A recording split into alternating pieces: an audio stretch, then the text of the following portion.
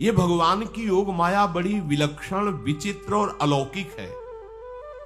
आपका जैसा भी भाव वैसे आपको भगवान दिखाई दे, पक्का मानिए। आप स्त्री भाव से देख रहे हैं तो भगवान आपको स्त्री रूप में आपके पास है, पुत्र भाव से पुत्र रूप में। आप जान नहीं पा रहे वही है, दूसरा नहीं है। हजारों बार बता चुके हैं कि ना मानने और ना जानने पर भी आपके हृदय में सत्ता उन्हीं की है। जिस दिन वो भगवान अंतर ध्यान हो जाते, प्यारे पुत्र, प्यारी पत्नी, प्यारे सुहृद मित्र आदि को आप चिता में जला देते हैं, तो था ना आपके हृदय में आदर, पर आप अनजाने से भी भगवान का ही आदर करते हो। अगर जान करके आदर कर लो तो तुम मुक्त हो जाओ इस दुख से, इस प्रपंच से। श्री भगवान कहते हैं कि मेरे अज अविनाशी स्वरूप को ये मूढ़ लोग नहीं जानते हैं। केवल वही जान सकता है जो मेरा आश्रय लेकर के मेरे को पुकारता रहता। भजन का मतलब तब पुकारना, भगवत चिंतन करना। वेदाहम शमतीतानि वर्तमानानि चार्जुन भविष्याणि च भूतानि माम तु वेद न कश्चन। हे अर्जुन, जो प्राणी भूतकाल में हो चुके हैं तथा जो वर्तमान में है और जो भविष्य में है, उन सब प्राणियों को मैं जान रहा हूं। जैसे आंवला ऐसे रख लो तो चारों तरफ से देख सकते हो, ऐसे भगवान अनंत ब्रह्मांडों को, जीवों को एक साथ देख रहे हैं। यही भगवान की भगवत्ता है, एक साथ देख रहे हैं। कोई भी जीव ऐसा नहीं है जिसको भगवान का दुलार नहीं मिल रहा हो। कहीं भी हो, अनंत ब्रह्मांड सबके लिए जो आवश्यक हो भेज रहे। कोई भूखा नहीं रह सकता।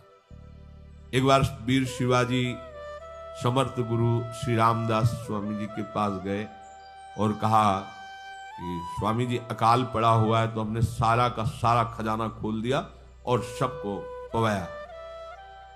तो गुरु बड़े कृपा सिंधु थे, उन्होंने देखा कि इनके हृदय में एक गर्व का अंकुरण हो रहा है कि मैं भरण पोषण किया सबका अकाल में। तो उन्होंने कहा कि शिवू यह हथौड़ा उठाओ, आओ चलो हमारे साथ। एक बड़ा पत्थर का, इसे तोड़ो।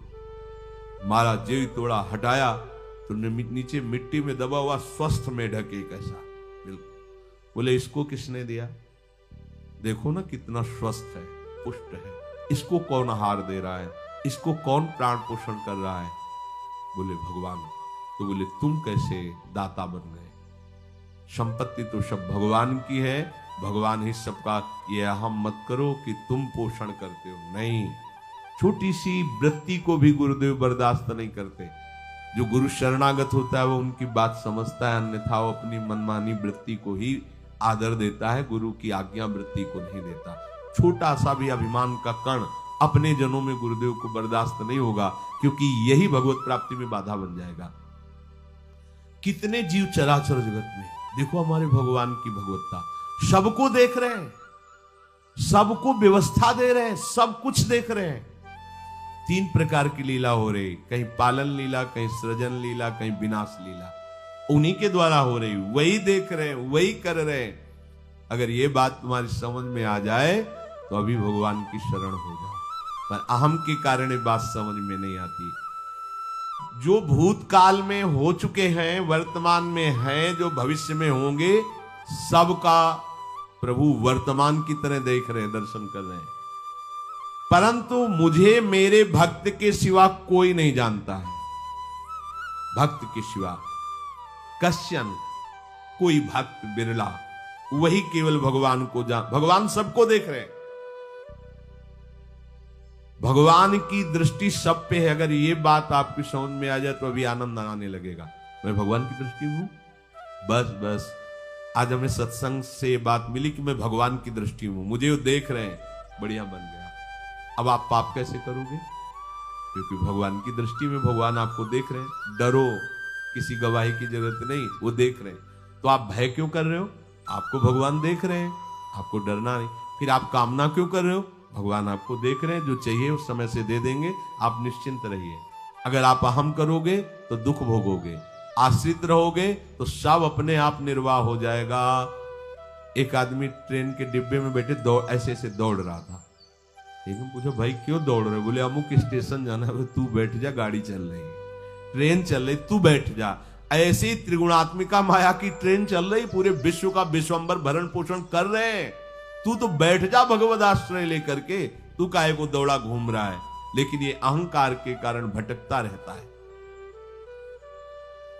भूत, वर्तमान और भविष्य काल, ये 3 विशेषण देकर भगवान कह रहे हैं कि मैं सबको देखता रहता हूं, जो हो गए, जो हैं, जो होंगे। भूत के प्राणी, भविष्य के प्राणी अथवा वर्तमान के प्राणी सभी भगवान की दृष्टि में वर्तमान की तरह ही है। ये भूत, भविष्य, वर्तमान काल केवल हम लोगों की दृष्टि में भेद है, भगवान की दृष्टि में नहीं। हो चुका, होगा, हो रहा है, भगवान की दृष्टि में सब हो रहा है। पीछे का भी, अब का भी, सब सामने चल रही सीन। हमारे हृदय में विश्वास हो जाए प्रभु हमें देख रहे हैं। अभी तो हमें ये नहीं पता कि हम भजन कर रहे हैं, भगवान पता नहीं जान रहे हैं कि नहीं जान रहे हैं। अभी भक्ति में रंग आ जाए, अगर ये बात समझ में आ जाए कि प्रभु देख रहे हैं हमें। देखो, जब हमारे गुरुजन बैठकर सुनते हैं और जब गाने को अवसर मिलता है तो ज्यादा उत्साह होता है कि बैठे सुन रहे हैं। ऐसे ही अगर हम मान लें कि हमारे प्रभु सुन रहे हैं, हम जो भजन कर रहे हैं हमारे प्रभु देख रहे हैं, जो सेवा कर रहे हैं भगवान हमारे स्वीकार करें, प्रियालाल स्वीकार कर, अभी भक्ति का रंग आ जाए, ये बात हमारे हृदय में बैठ जाए कि मैं हर समय प्रभु की दृष्टि में हूं, हर समय मैं अपने आराध्य देव की दृष्टि में हूं, कितना आनंद आएगा। अंदर से सोचो जरा, हर समय वो हमें देख रहे हैं और वो कह रहे हैं मैं देख रहा हूं।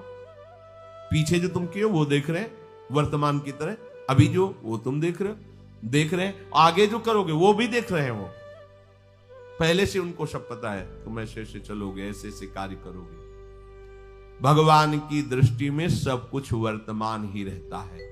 संपूर्ण प्राणी काल के अंतर्गत है और प्रभु श्री हरि कालातीत है। देश, काल, वस्तु, व्यक्ति, घटना, परिस्थिति ये बदलते रहते हैं, पर प्रभु श्री हरि वैसे के वैसे ही रहते हैं। काल के अंतर्गत प्राणियों का ज्ञान एक सीमित है। अब इस दीवार के पीछे कौन खड़ा है, क्या कर रहा है पता नहीं, पर भगवान की दृष्टि में नहीं। भगवान की दृष्टि में सुमेरु पर्वत पर क्या हो रहा है, जहां किसी की दृष्टि, वहां भी उनको। ब्रह्मलोक में ब्रह्मा क्या कर रहे हैं, बैठे बैठे सब। इसलिए कितने महान ईश्वर है। एक छोटी सी भी चींटी को दाना मिला कि नहीं, उनको चिंता है। देखो, आप छोटे से 2-4 लोगों का भार लेकर के चिंतित हो रहे हो, अनंत ब्रह्मांडों के अनंत जीवों का भरण पोषण प्रभु हमारे कर रहे हैं और निश्चिंत हैं। अचिंत शक्तियां भगवान की, तो आप भी तो उनके बच्चे हो ना। ये सब कहने का मतलब है आप भी तो उन्हीं के अंश हो ना। 2-4 की चिंता में इतने तुम बावरे हो रहे हो, डिप्रेशन में पहुंच रहे हो। 2-4 कामनाओं के पीछे इतने, अनंत ब्रह्मांड तुम्हारा जो अंशी है, अनंत ब्रह्मांडों के अनंत जीवों का अनंत काल से भरण पोषण करता चला आ रहा है। कहीं भी किसी के साथ कुछ भी गलत नहीं हो सकता। जैसे कहते हैं कि क्या गलत हुआ, देखो ना अभी तो बच्चा था, ऐसा ऐसा हो गया, तो तुम्हारी दृष्टि में बच्चा है, पीछे तो बहुत पुराना है ना, जो कर्म करके आया उसका फल। कहीं भी गलत किसी के साथ नहीं होता, ध्यान रखना। जहां कुछ होता है, अभी हमने देखा मनो कि ये तो बहुत गंदा है, तो सीधे जा रहा था, ये आदमियों ने मिलकर इसे पीटा, अभी सीधा चल रहा, पीछा टेढ़ा चल के आया है, और जिनको पीटा है वही आके इसे पीट रहे हैं। अब हम वर्तमान को तो देख रहे हैं ना, पीछे की बात तो देख नहीं रहे ना, और भगवान पीछे की देख रहे हैं कि इसने पीछे बहुत ऐसा गलत किया, उसका हिसाब इसको मिल रहा है, इसलिए चुपचाप देखते रहते हैं। ध्यान रखना, इतना भी गलत नहीं हो सकता इस सृष्टि में। वो कैसे गलत नहीं हो रहा, अभी तो नवयुवक था, उसने कुछ ऐसा किया ही नहीं, अभी तो नई अवस्था थी, अभी तुम्हें दिखाई दे रहा है 15 वर्ष का है, लेकिन भगवान देख रहे हैं मेरा पुरातन अंश है, किस जन्म से क्या क्या करते चला आ रहा है। ये ज्ञान हो जाएगा तो किसी भी बात में आपको दुख नहीं पहुंचेगा, विक्षेप नहीं पहुंचेगा। नहीं, बड़े बड़े विक्षिप्त हो जाते हैं। एक गौतमी नाम की महान तपस्विनी थी, महाभारत में कथा आती है, उसका एक ही पुत्र था और उसको सांप ने काट लिया। तो वहां की कुल भील उठा के लाए और कहा, देवी मां ये देखो सांप ने तुम्हारे बेटे को काट लिया। तो उनका इतनी सामर्थ्य सांप की कैसे हो गई कि मेरे बेटे को काट लिया, और मेरे से भय नहीं माना। आकर्षण वृत्ति जीव ही की सांप सामने आ गया, तूने क्यों काटा, मैं तुम्हें भस्म कर दूंगी। तो आपने कहा पहले हमारी प्रार्थना सुन लो। मेरे सर पर मृत्यु ने आकर के अपना शासन जमा लिया और कटवा दिया, मेरा कोई दोष नहीं। मृत्यु का आकर्षण किया, महान तपस्विनी भगवान व्यासदेव जी ने ये लीला कथा गाई। मृत्यु का आकर्षण किया, साक्षात मृत्यु सामने आ गई, थर थर कांपने लगी। गौतमी जी ने कहा मैं अपने तपस्या के बल से तुम्हें भस्म कर दूंगी। हमारे ऐसे निष्पाप बालक को तुमने सांप के द्वारा प्रेरित करके कटवाया। बोले मेरे ऊपर काल का शासन है, काल ने मुझे प्रेरित किया, मैंने सांप को प्रेरित किया, मेरा कोई दोष नहीं, ये काल का शासन। काल का आवाहन किया, काल उपस्थित हुआ। काल ने कहा कि मेरा इसमें कोई दोष नहीं, इस बालक के पूर्व जन्म के कर्म के द्वारा मैं प्रेरित हूं। इस बालक के कर्म से प्रेरित होकर मैंने मृत्यु को प्रेरणा की, मृत्यु ने सांप को प्रेरणा की और इसने डस लिया। अब आप बताओ किसका दोष है? शांत हो गए, क्योंकि इस बालक के ही तो कौन काहू के सुख दुख कर दाता, निज कृत कर्म भोग सुन भ्राता। कोई किसी के सुख दुख का हेतु नहीं है, अपने कर्म ही है जो हमको दुख सुख देते हैं। और ये भगवान देख रहे हैं। कोई जैसे आपको अभी मनुष्य शरीर मिला, स्वतंत्रता है, अब आप जो पापाचरण चाहो छूट है कर सकते, या जो पुण्य कर्म चाहो कर सकते, या भजन करना चाहो कर सकते हो। ये स्वतंत्रता केवल मनुष्य शरीर को दी गई है। आपको जो पूर्व भोग मिल रहे हैं वो आपके पीछे के कर्मों के हैं। तो जो ज्ञानी जन होते, विवेकी जन होते, आए हुए प्रारब्ध को भोग लेते, नया कोई पाप नहीं करते, निरंतर भजन करते रहते, भगवान की कृपा से मुक्त हो जाते। अगर भगवान की शरण में नहीं होगे, भजन नहीं करोगे, तो आपके ऊपर बहुत से ऋण है, दुर्गति हो जाएगी। ऐसा नहीं है। आप यहां भी तो देखो ना, आपके मकान, आपका व्यापार, सब कुछ आपका कहा जाता है, लेकिन सब कुछ सरकार का है। हर चीज का टैक्स देना पड़ेगा तुम्हें। पानी का भी टैक्स देना पड़ेगा, मकान का भी टैक्स देना पड़ेगा, और तुम भी जो करोगे वो पैसा दो सरकार को। टैक्स तुम ऐसे फ्री थोड़ी जा नहीं होता, देना पड़ता है ना। आप मान लो नौकरी कर रहे हो कि हवाई नौकरी करे, तो उसमें सरकारी टैक्स कटेगा आपका, क्योंकि आप सरकारी आदमी हो, भारत देश के वासी हो। ऐसे ही ये टैक्स लगे हुए सरकारी भी, मातृ ऋण, पितृ ऋण, ऋषि ऋण, ये टैक्स है। ऐसा नहीं कि तुम कमाओ खाओ और इसके बाद मर के जाओ स्वर्ग मिलेगा। टैक्स चुकाओ। ये मनुष्य शरीर मिला, इन ऋणों से मुक्त हो। अगर नहीं हुए तो भी तुम्हें दुर्गति होगी। आप देखो, जब कभी ऐसी सूचना मिलती कि अमुक आदमी का अमुक धन पकड़ा गया, तो इनाम दिया जाता है क्या कि इतना कमा लिया?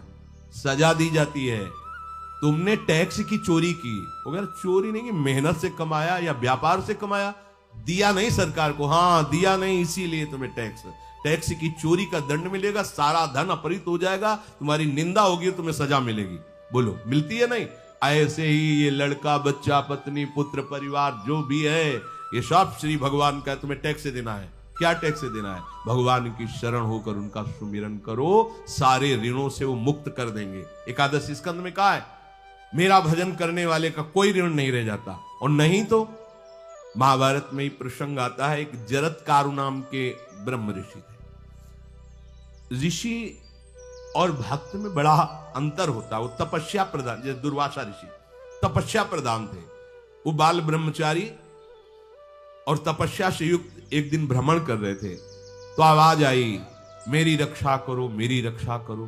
तो उस आवाज की तरफ बढ़े तो देखा कुएं में उल्टा लटके हुए हैं बहुत से ऋषि, और एक केवल तंतु है, एक केवल तंतु है जिसमें दो चूहे लगे हुए उसको भी काट रहे हैं, एक काला और एक श्वेत। तो उन्होंने देखा और दयालु हो गए कि ऋषियों, मैं तुम्हारी कैसे रक्षा कर सकता हूं? तो उन्होंने कहा कि ये जो दो चूहे हैं रात और दिन है, और जो हम लोग हैं ये तुम्हारे पितर हैं। ये चूहे तुम्हारी आयु को काट रहे हैं, एक तंतु हमारे कुल में केवल तुम ही हो, और तुमने तपस्या की ठान ली, ब्याह किया नहीं, गृहस्थ धर्म में गए नहीं, पुत्र हुआ नहीं, तो तपस्या में, भक्ति में एक दम है कि सब ऋणों से मुक्त कर देगी। ये बात ध्यान रखना, तपस्वी अलग है, भक्त अलग। इसलिए पीछे चर्चा आई थी कि तपस्वियों से भी अधिक, ज्ञानियों से भी अधिक, कर्मकांडियों से भी अधिक वो मेरा भक्त योगी होता है।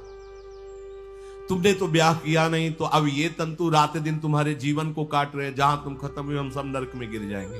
पितरों ने कहा तुम पितर ऋण से युक्त हो, मुक्त तभी होगे जब ऐसा करो। वो दृश्य खत्म, अंतर ध्यान हो गया। वो बड़े दुखी हुए कि क्या करें। तो उन्होंने मन में निश्चय किया कि एक ब्याह तो करूंगा पितरों के उद्धार के लिए। इतने बड़े तपस्वी हैं जरत्कारु जी, बड़ी महिमा है, लेकिन बात यहां फंस गई। पितृ, उन्होंने मन में निश्चय किया कि कोई आके अपनी कन्या दे दे और उसका भी नाम जरत्कारु हो। मैं बिल्कुल भरण पोषण नहीं करूंगा और कभी हमसे कोई प्रश्न ना करे। ऐसी अगर कोई कन्या देगा तो मैं स्वीकार कर लूंगा। अब ऐसे ना नगर जाना है ना किसी से बात करनी, तो वृक्षों से कहते अपने पितरों के उद्धार के लिए मैं चाहता हूं कि कोई पाणी ग्रहण संस्कार करा दे, कोई हमारे नाम की कन्या को दे दे, और ऐसा ऐसा व्रत है। ऐसा ही बोल रहे थे, वासुकी नाग उपस्थित हो गए और उनकी बहन का भी नाम जरत्कारु था। उन्होंने कहा सुनिए महाराज, मैं नागराज वासुकी हूं, सब देव रूप में, वैसे नहीं सांप वैसे वाले देव रूप, सुंदर कन्या जरत्कारु। बोले ये कन्या मैं आपको समर्पित करता हूं, हमारा सौभाग्य होगा आप जैसा महर्षि हमारी बहन का पति बने। इसका भी नाम जरत्कारु है, और आपकी जो इच्छा है कि मैं भरण पोषण नहीं करूंगा, तो मेरे पास संपूर्ण वैभव है, आप भी पधारिए, मैं आपका भी भरण पोषण करूंगा, अपनी बहन का भी। तीसरी बात, मेरी बहन इतनी शास्त्र सम्मत आराधना से युक्त है कि वो कभी आपसे प्रश्न ही नहीं करेगी, तो उनका स्वीकार है। प्रसन्न हुई, चले गए। काफी समय तक उनके महल में रहे। एक दिन जरत्कारु अपनी जरत्कारु पत्नी की गोद में सर रख कर ऐसे लेटे हुए थे, सो गए। और शास्त्रज्ञ थी, संध्या का काल था। संध्या काल में निषेध है मैथुन करना, भोजन करना और स्वाध्याय करना, ये सब संध्या काल में बस भगवत स्मरण परायण लोकवत। लेकिन हमारे यहाँ महारानी जी की संध्या आरती और संध्या भोग लगने के बाद ये, इसीलिए वृंदावन धाम इसका कहीं भी ये वेदान्नपि संन्यस्त, वेदों से भी ऊपर उठी हुई रसमयी रसोपासना है, प्रियालाल की महल है। ये जगत सिद्धांत नहीं है, ये जगदीश का भी सिद्धांत नहीं है, ये प्रेम सिद्धांत है। वृंदावन नित्य विहार रस है, इसलिए इसको बीच में बता देते हैं कहेंगे दूसरे को तो, और यहाँ शाम के तो भोग ही लगता है, गान बजान होता है, बकाया सिद्धांत है। आंख मूंद करके या तो गायत्री जप या जो गुरु मंत्र चुपचाप शांत भाव से जपे, ऐसा। अब वो इस चिंता में थे कि मेरे पति का धर्म जा रहा है, और मैंने आज तक कुछ बोला नहीं अपने पति से। अगर बोलती हूं तो हो सकता है ये नाराज हो जाए और छोड़कर चले जाए। अगर मुझे छोड़ देते हैं और इनका धर्म बचता है तो ये ठीक बात रहेगी। कितनी विवेकवान है। अगर ये सोते रह गए और सूर्य अस्ताचल को चले गए तो इनका धर्म लोप हो जाएगा, ये मैं होने नहीं दूंगी। अपने पति का धर्म लोप नहीं होने। और वो उस समय भी केवल एक लंगोटी लगा के रहते थे, अस्थिमात्र हो रहे शरीर। वहां भी ऐसा नहीं कि दूल्हा बन करके सज, नहीं, वैसे ही केवल पितरों की तृप्ति के लिए उन्होंने बात स्वीकार की थी।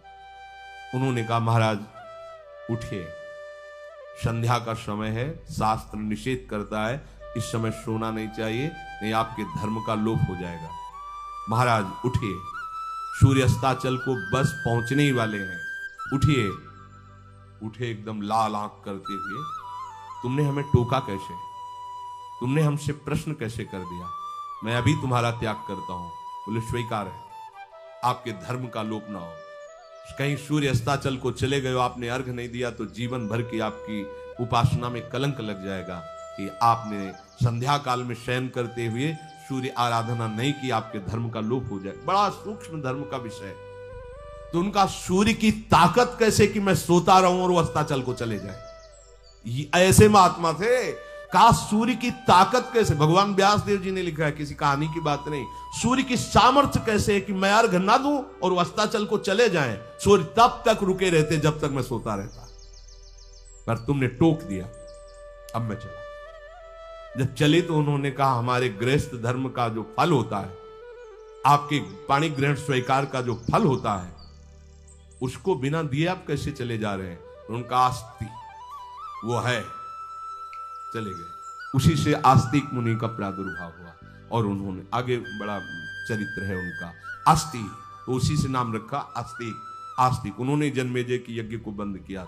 आप सोचो, एक पितर की तृप्ति के लिए उनको ये सब करना पड़ा। और श्री हरिशरणम और निरंतर भजन, तो मातृण, पितृण, देवऋण, ऋषि ऋण, सब ऋणों से उपासक मुक्त होकर के परम धाम को जाता है, एकमात्र भगवदास है।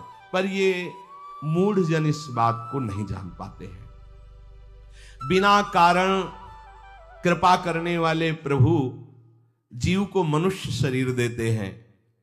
ये मनुष्य शरीर अंतिम शरीर है।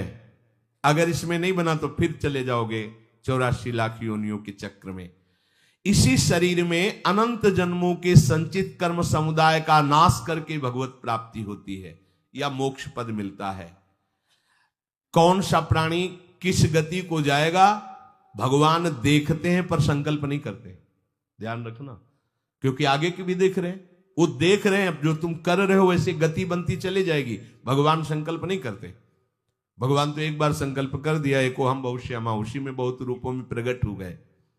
अब तुम्हें संकल्प करना है कि इस जन्म में मुझे भगवत प्राप्ति करनी है। जो संत शास्त्र सदगुरुदेव कह रहे हैं ऐसा करो ऐसा ना करो, यदि आप इस भावना को स्वीकार करके आराधना करेंगे तो निश्चित निश्चित भगवत प्राप्ति इसी जन्म में हो जाएगी।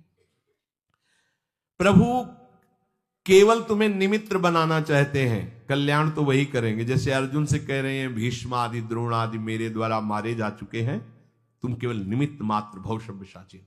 ऐसे ही अय उपासक तू केवल निमित्त बन जा। जो शास्त्र सदगुरुदेव आज्ञा करते हैं वैसे ही तू चल दे अपने मन को मार के। केवल तू निमित्त बन जा। कल्याण या भगवत प्राप्ति या मोक्ष वो तो भगवत कृपा से होगी। पूरी उद्धार की सामग्री तेरे अंदर जागृत कर देंगे प्रभु। केवल तू निमित्त बन जा, मेरी कृपा तेरी सारी बात बना देगी। विश्वास करो, इस बात पर विश्वास करो। भगवान कह रहे हैं तुम निमित्त बन जाओ, जो आदेश कर रहे हैं वैसा पालन करो, काम तो सब मेरी कृपा कर देगी। जो ऐसे मनुष्य शरीर ऐसी कृपा प्राप्त होने पर भी भगवत प्राप्ति नहीं कर पाता, तो मयानुकूलेन नभस्वतेरितम पुमान भवाब्धिम न तरेत सा आत्महा। ऐसी मेरी कृपा का सहारा मिलने पर यदि वो भगवत प्राप्ति नहीं कर पाता तो बोले आत्महा है, वो आत्महत्यारा है, वो दुर्गति को प्राप्त होता है।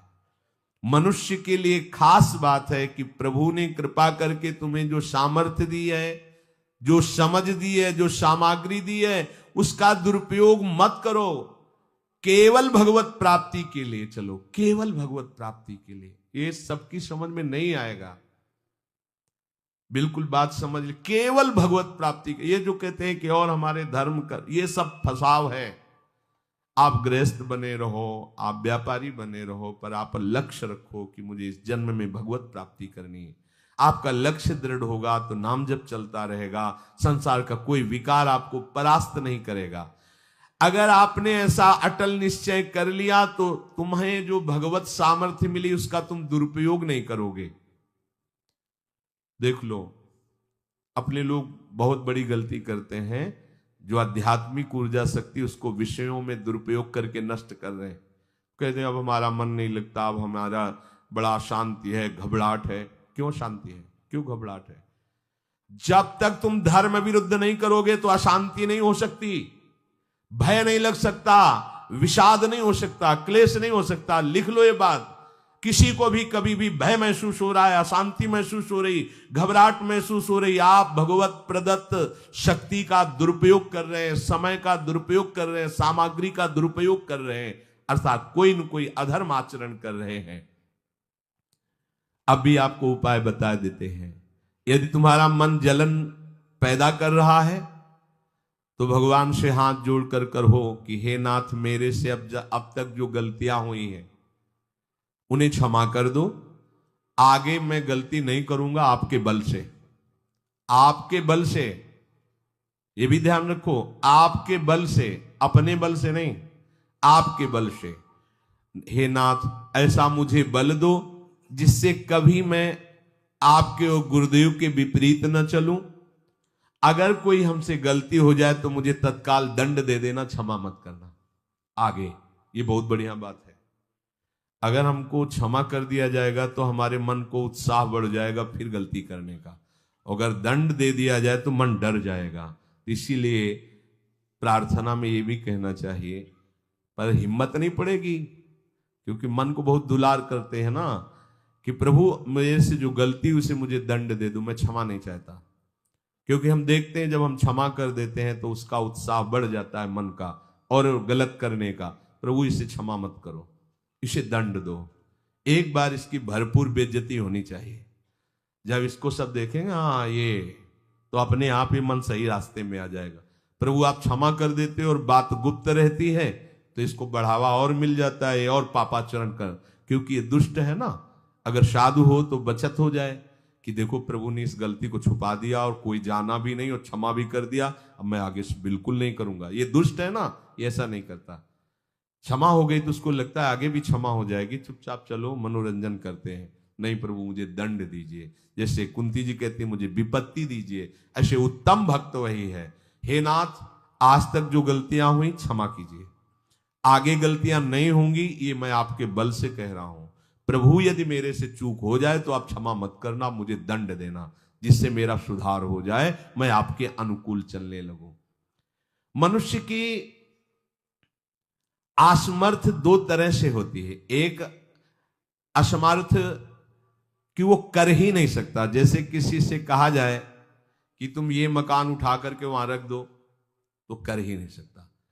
ऐसी सामर्थ्य जो आप में करने के लिए भगवान कभी आदेश ही नहीं देंगे, ध्यान रखना।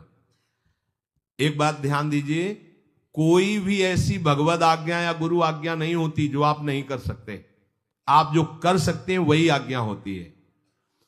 दूसरी असमर्थ ये होती है कि करना चाहता हूं, समय भी है, पर पता नहीं कोई अंदर से करने नहीं देता। भजन करना चाहता हूं, ब्रह्मचर्य से रहना चाहता हूं, और अनुकूल कृपा भी है, सत्संग मिल रहा है, धाम बात सब, पर कोई हमारे ऊपर सवार हो जाता है और हमसे ऐसा करवा लेता है। यह है प्रमाद, यह है मूढ़ता। यह साधक को नष्ट कर देती है।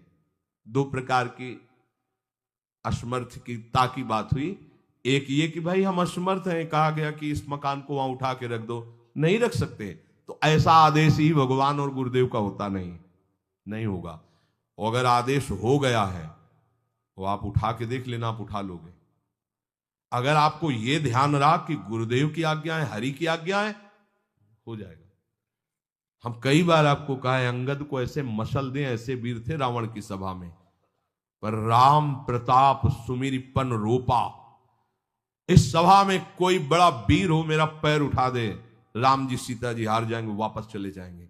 ये बात थर्रा देने वाली बात है। घबरा आराध्य देव और माता जानकी दोनों को दांव में लगा दिया, उठा दे कोई पैर, पर उनको भरोसा था कि मैं राम के बल पे कह रहा हूं। राम बल आकर के विराजमान हो गया, कोई नहीं उठा पाया। आखिरी में रावण झुका, मेरे झुकने से, मेरे सामने झुकने से तेरी बात नहीं, तो जो बार बार जिनको मनुष्य कह रहा है उनके चरणों में जा।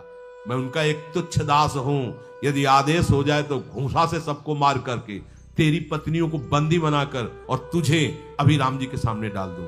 ये अंगद नहीं बोल रहे थे, ये राम प्रताप बोल रहा था। ऐसे ही यदि आपको आदेश कोई शास्त्र का या गुरु का है तो आप अक्षरशः समझ लीजिए उसमें उनका बल भी है, पर हम लोग उस बल का तिरस्कार कर देते हैं। थोड़ी सी मन की डालकर उसको हल्का किया तो वो बल वापस हो गया। सीधे जो बात मानी जाती है उसमें उनकी कृपा शक्ति होती है, और जो अपनी मन की लगा की जाती है वो साधन होता है। कृपा शक्ति और साधन में अंतर होता है। तो जो हम कर सकते हैं, आदेश है, हम करना भी चाहते हैं और नहीं करते हैं, इसका हमारे अंदर प्रमाद का राज्य है। प्रमाद। लोग कहते हैं कि पता नहीं कोई हमारे दिमाग में आके कर जाता है। हाँ, भूत आता है, भूत। अब ऐसे लोगों को बावरा कहते हैं। अब इनको ऐसी जगह पहुंच जाए जहां सही निर्णय नहीं होता और ये कर देना वो कर देंगे। उनको लगता है कोई है, बोले है ऊपरी चक्कर है, अल्ले ऊपरी चक्कर हो, घूम रहे हो पागल बने, ऊपरी चक्कर कुछ नहीं, ऊपरी चक्कर नहीं भीतरी चक्कर है। ये भीतर का तुम्हारा वासनात्मक प्रपंच ही तुम्हें नचा रहा है। विवेक का जागरण करो। किसी की अरे प्यारे तुम हरि के अंश हो।